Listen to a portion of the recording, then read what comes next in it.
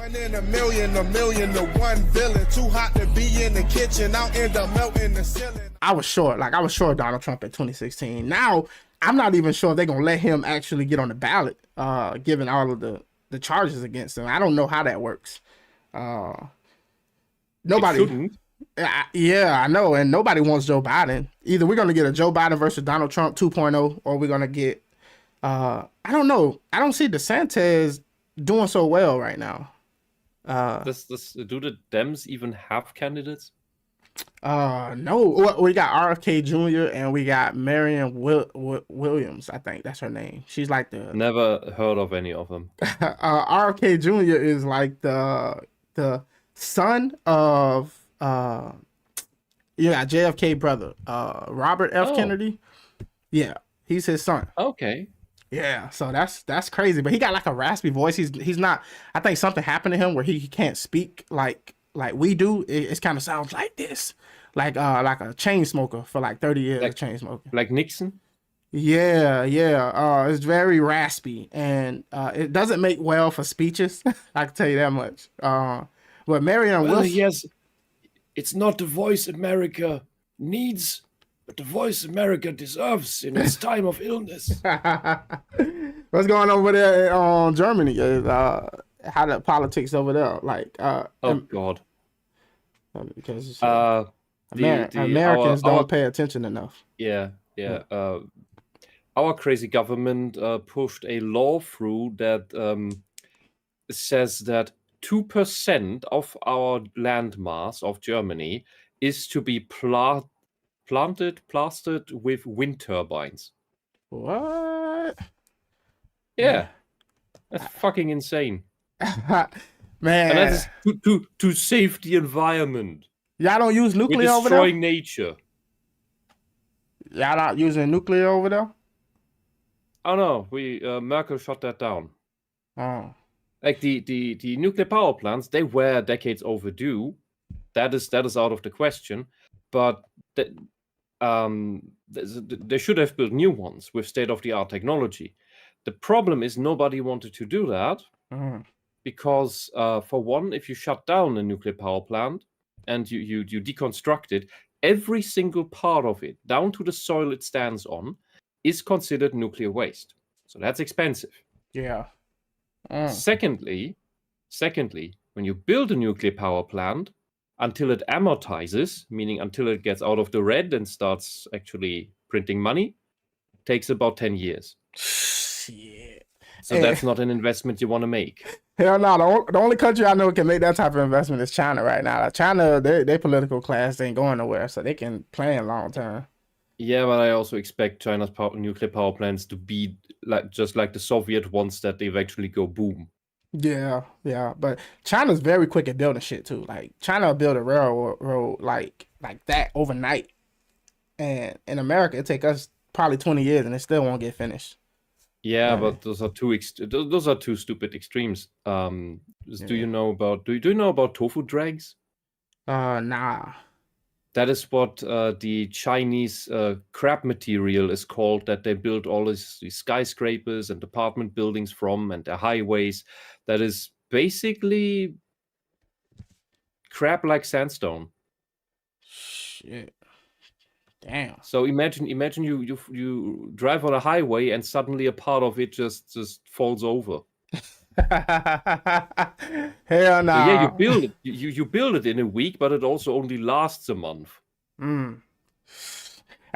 China was trying to move into Africa and all these different places, trying to get a foothold in all these multiple places. But apparently China right now, they got two things working against them. I think China is in massive debt as well. And also their population is not like where it needs to be. So I don't necessarily know how to feel about China. And the African places that China is in are getting fed up with the Chinese because they are screwing around economically. Setting up shops where Chinese import the Chinese goods cheaper because they have the connections, and undersell the Africans selling the same goods, which of course pisses off the local population. Yeah. Shit. What you think about the war in Ukraine with Russia? I know that. I am not. I don't know if in Germany I am allowed to have an opinion on that because we don't have free speech in my country, despite it being enshrined in our constitution due to the atrocities of the Nazis and the communists. Yet Mm, it doesn't hold any ground. So damn. I don't know if I'm allowed to say uh, something as outrageous as these are two corrupt forces battling each other and we're supposed to let blood for it. Mm. I don't know. You know, that's I something don't we know take. if I'm allowed to mention the surrogacy, the illegal surrogacy crap they're doing in Ukraine to exploit women to um, give babies to sell them into other countries so that they can have some extra income, which sounds exactly like The Handmaid's Tale, but apparently the Mm, feminists like it because hey, now now gay couples can get illegal babies from Ukrainian mothers mm. because they're not allowed to adopt in their respective countries. And there was a case recently in I think in the US where then a gay couple tried to sue the company because they sent them a girl instead of a boy. And the argument was that they can't be expected to live with the trauma of having to raise a baby girl. Really? Yeah, it's all quite insane. It's absolutely we live in a cartoon or comic or something. It is the world. If the more you know about our world, the more you start believing this can't be real, because it's just too insane. I wanted to be a fantasy author when I was in my teens, and the more I learned about the world, I thought I couldn't make any of this up. I will not become a fantasy author. I am not as creative as reality. I can't to be a fantasy author you need to top reality and I can't do that. Yeah, I don't, like being an American, I kind of take for granted the ability to speak and say exactly how I feel because like I'm just so used to it, right? And like if you live in a country where literally like saying the wrong thing can like get you in prison. Now America is becoming much more like that nowadays, where saying the wrong thing can get your life destroyed.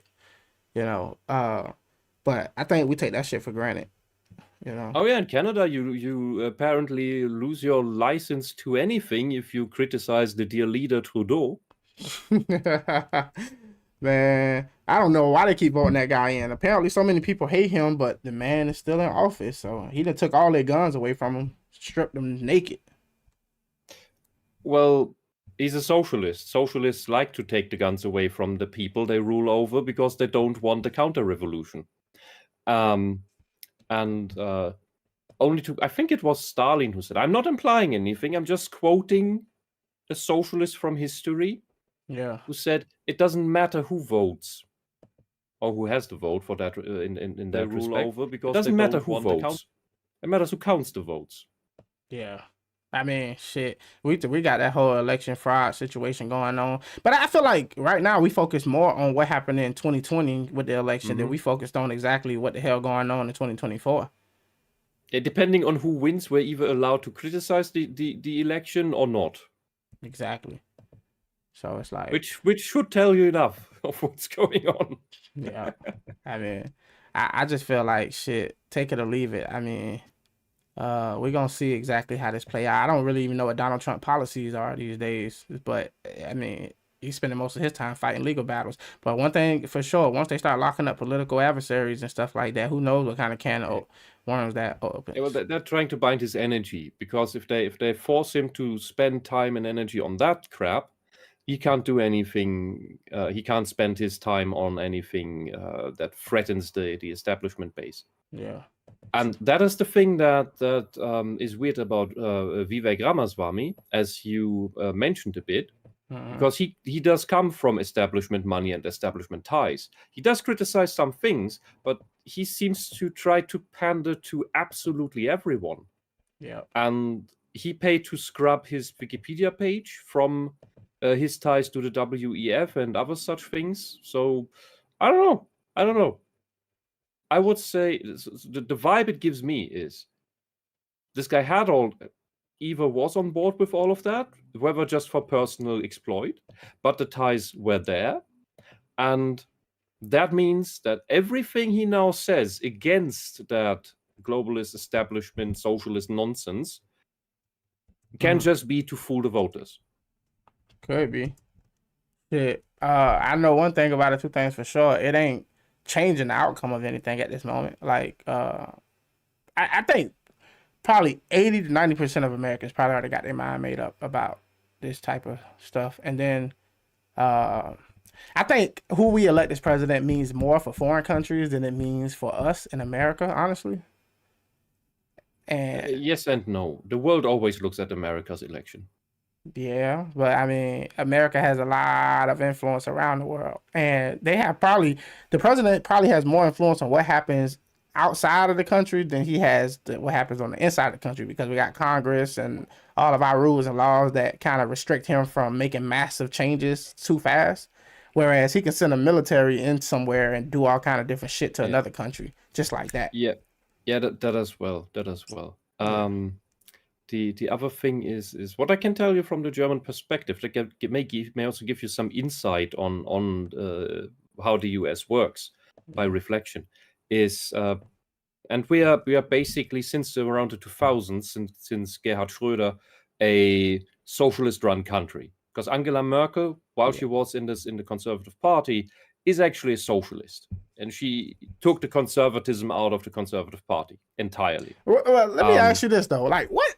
This is one of the things I've been thinking about. Like, what exactly does conservative even mean? I know that it's different in Europe, but even it's different in Germany than it is probably in the UK or some sort, right? It did mean fiscal conservatism. Fiscal conservatism.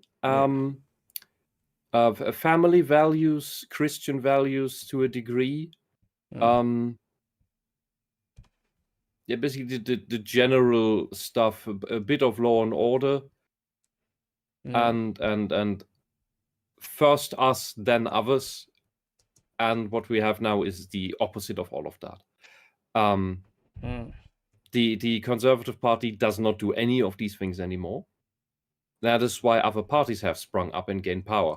But the thing I wanted to mention is why you just led with this we've basically been under socialist rule for over 20 years here, is that through organizations like the Atlantic Bridge and other things, our state media and the entire narrative we get through any normal news channels, whether that is newspapers or television, is when there's a Democrat president, America is awesome. When there is a Republican president, America is the greatest evil of the world, and we need to protest and take the children out of school to protest even more. You're damned if you do, damned if you don't. No. It's Democrats good. That is the message we get. Really? And we only get the Democrat Party message. Let me ask you. We never get the other side of the issue. Do you notice a difference, like as far as how America treats Germany when there's a Democrat president versus a Republican president, or do you feel no difference? It's just the messaging that changes. Aside from the Nord Stream thing, there's actually not really a difference that I can tell. Shit. The previous presidents didn't bomb our energy supply. Thank you very much. Weren't y'all in a jam? Don't Germany get like most of their oil or some shit like that from Russia? Natural gas. That they now sell to China and India, and we give India and China still to this day about 10 billion euros in developmental aid. We give that to China. We give China billions in developmental aid.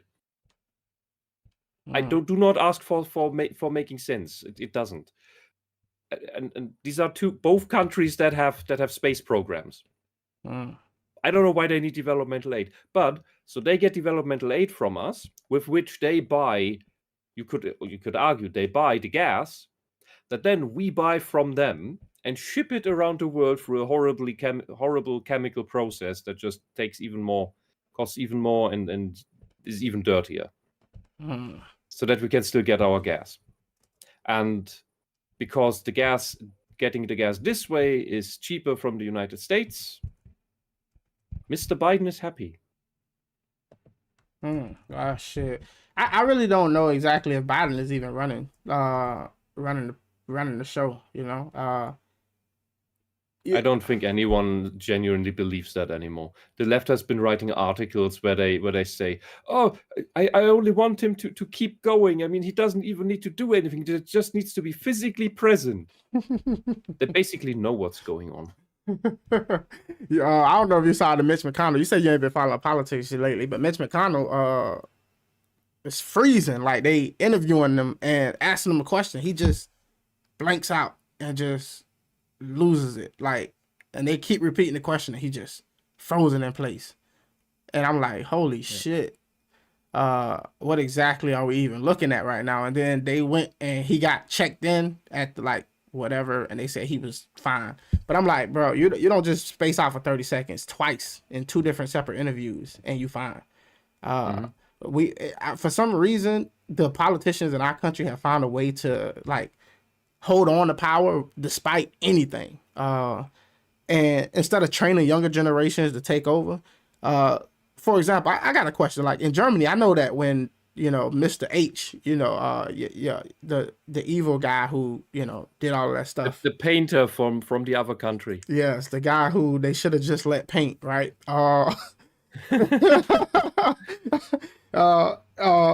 Apparently he there I don't know if it was the Socialist Party, but I think it was the Socialist Party who he basically got rid of when he got in power. He basically just started like maybe he got rid of he got rid of the other socialists. Yeah, the other socialists because they claim to be national socialists, right?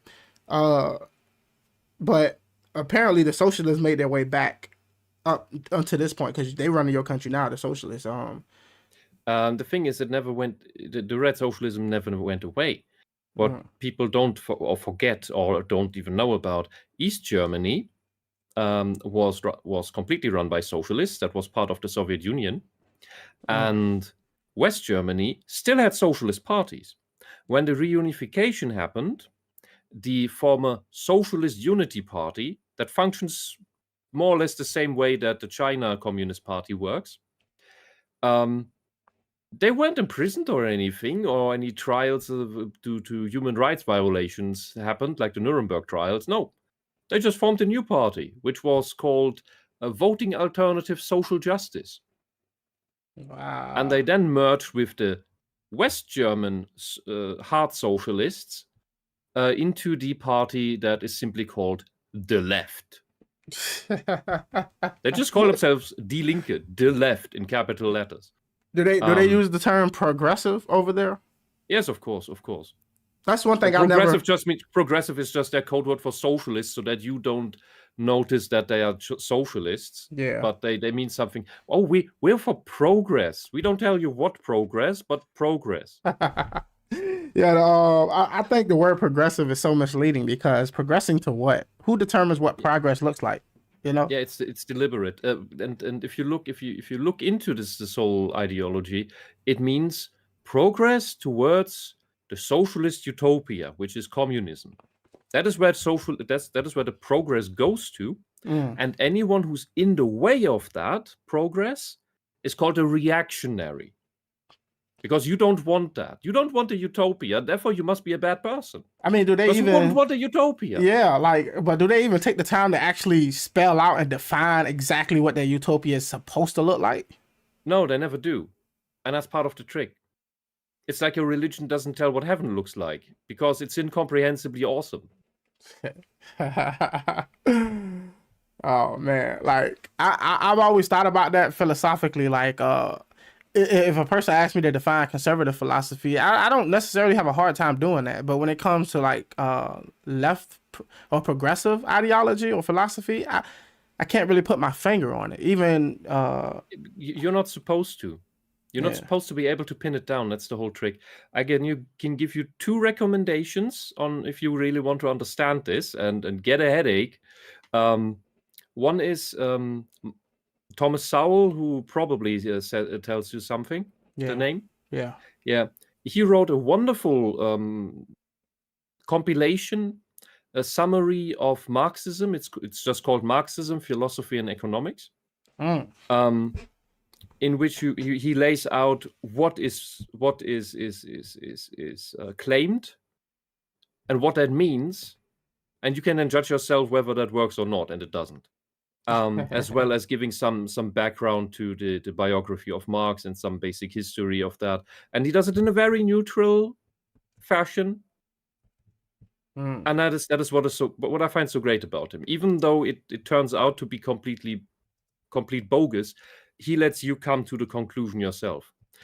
The other one is a Polish author, science fiction author of the 50s and 60s, by the name of Stanislaw Lem, who wrote probably the best science fiction ever written in my personal eyes.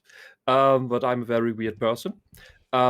And I have absolutely no clue how he got past the census in the Soviet Union as well as in East Berlin, because the translation I have of his work is from 1971, East Berlin.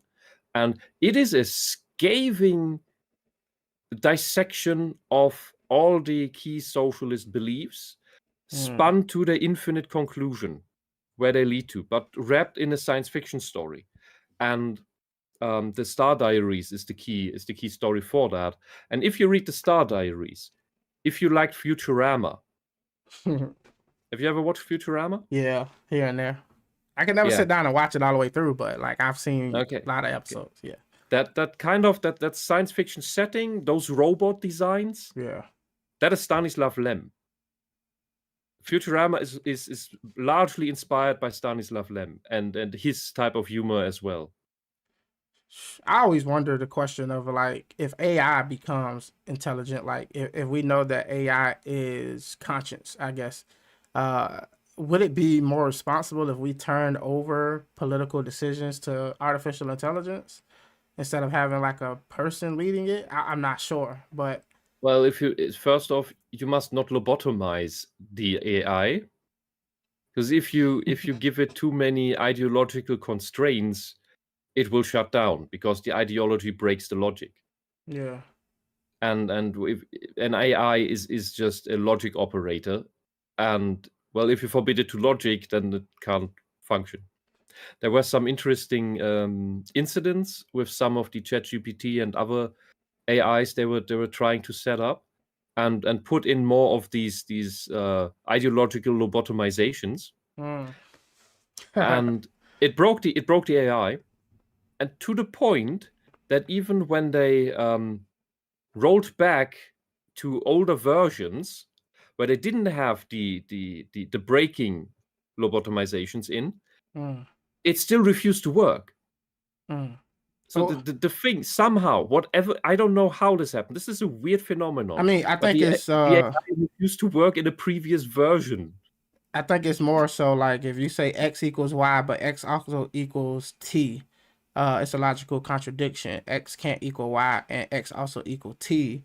And if both are true at the same time, then it basically gridlocks the system. You know, it doesn't know it's necessarily if to make X, Y, or T.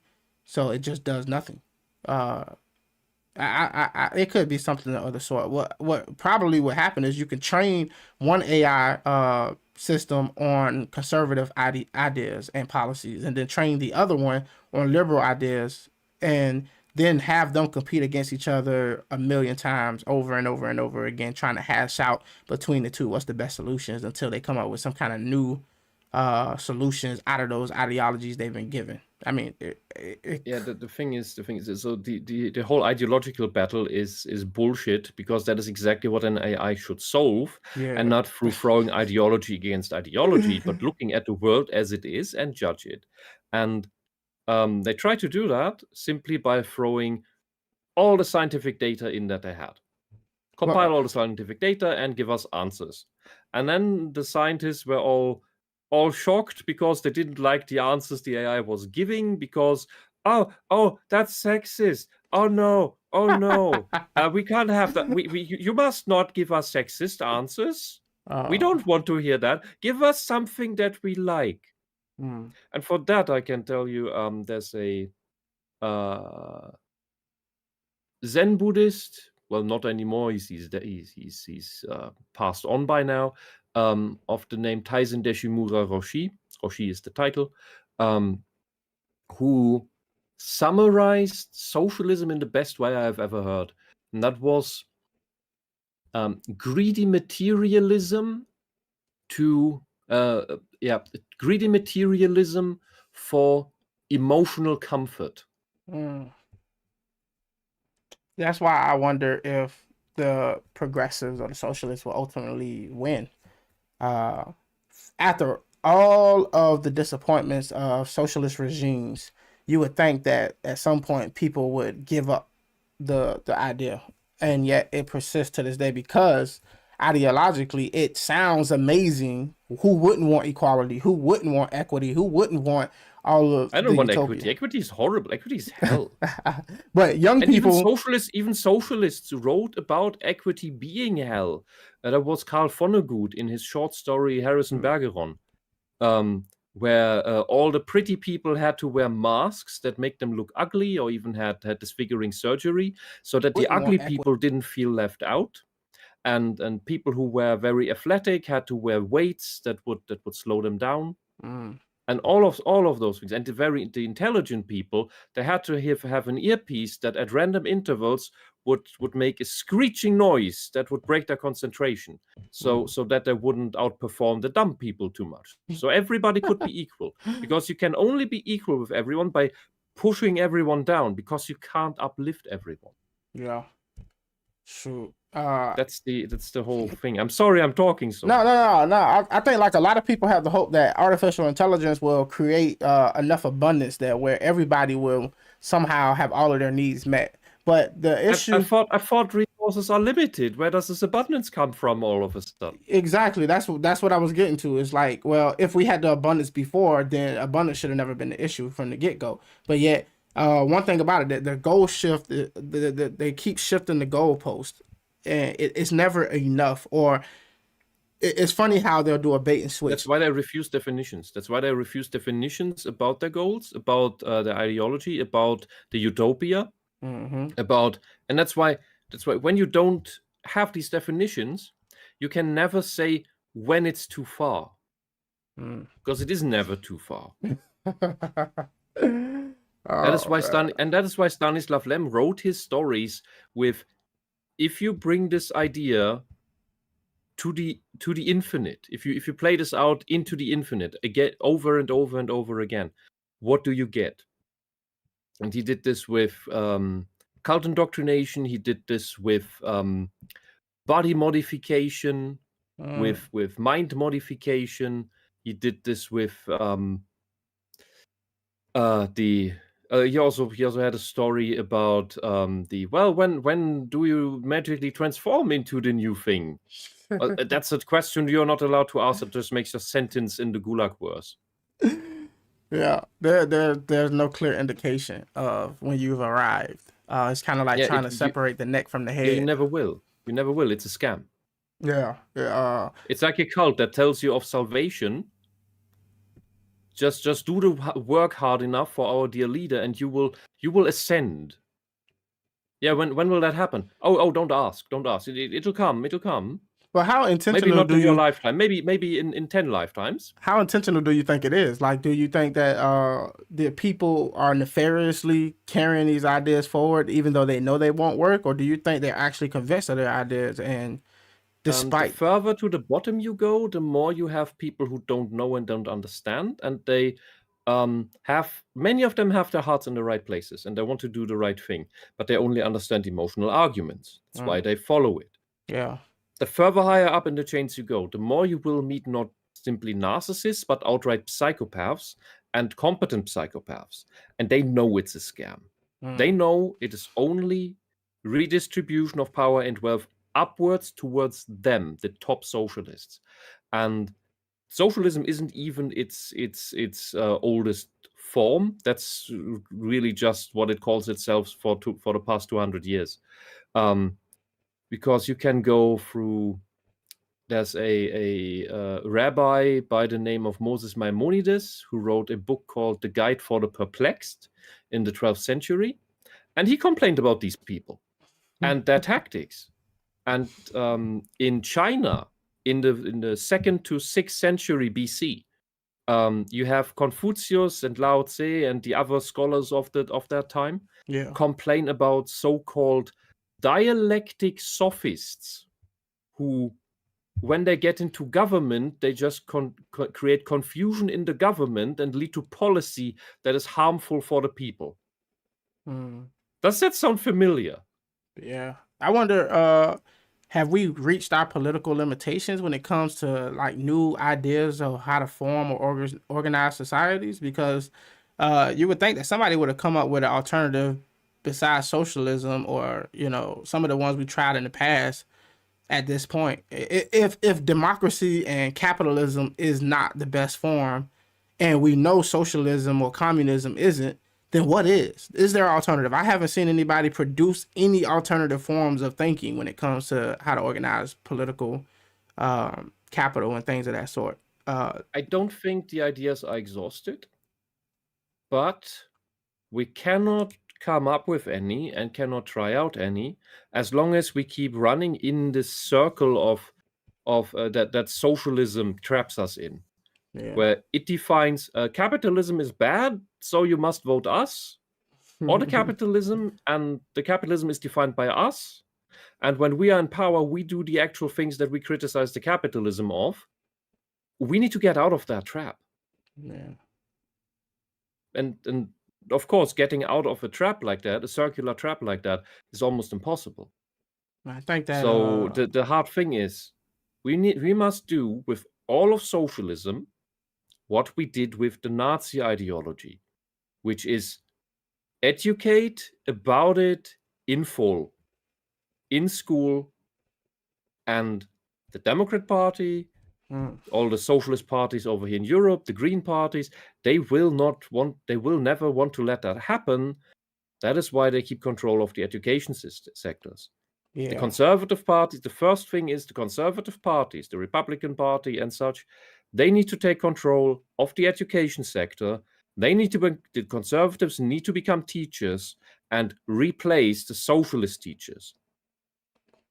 That is the only way we can get some control back and prevent the children from being indoctrinated. Yeah.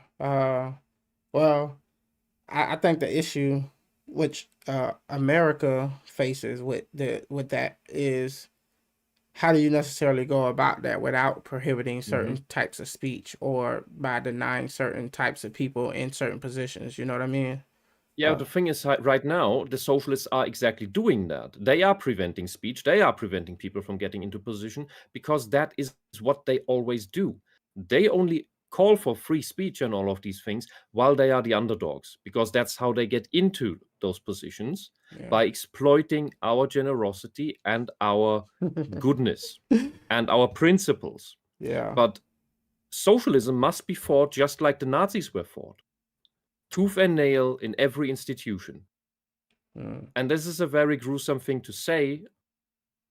You can do this with soft tools, and you should, because no sane person wants it to get worse than that. But as you've already seen in the past years, well, you have militant groups that put your cities on fire, and they claim they're against racism, yet destroy black businesses, all with absolutely no regard for the owners. Yeah. They don't account for the human nature aspect of it. Like even when I was locked up, there were kids who would get bullied, and then as that kid got older and the bullies left the facility or whatever, then those kids turned around and bullied the younger kids. And it was as soon as you got the moment where you had the power, now it's time to turn back and dish out that power in either the same way it was dished out to you or even more extreme, because now you're bitter and you want some revenge in a sense. I don't necessarily like most of the people that I think identify as socialists in my personal life that I know personally. They don't come off as the type of person who are ill intent or have that kind of grievance to where they want to actually do harm, but they don't realize that compassion can cause sometimes the most harm. No, not compassion, pity. So I agree fully with you. A lot of the leftists I know, they're good. They're good people. If everybody was like that, there would be much fewer problems in the world. The problem is that we have to work all day, we don't have time to understand all these issues deeply. Mm-hmm. So it is the same for those people. So they want to do what sounds good, that is sold to them. But what the socialists do is they appeal to your pity, maybe your compassion, but mainly your pity, and then tuck you on your heartstrings and drag you on your heartstrings over the field. Hell no. So you think you're doing good, but you're actually just being a foot soldier for something that will not help the very cause that you think it is supposed to help. Yeah, I think that I think Jordan Peterson calls it the overbearing mother or something of that sort. It's like that plays a role, yeah. Yeah, it's kind of like I want to protect you. I want to be there for you. I just want to fight for you. I want to make sure you have everything. But what you're in turn doing is basically crippling that person. You're basically preventing that person from developing and understanding the world, how it actually works, and being able to adjust to it in a proper way.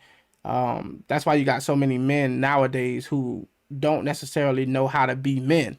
And we could argue the fact that socialists take the same approach. It's like, oh, like you said, pity is more like, oh, look at you, you're not good enough to do it on your own, or you need help, you're a victim, and we're gonna take care of you, we're gonna do all of this, we're gonna make all the wrongs right.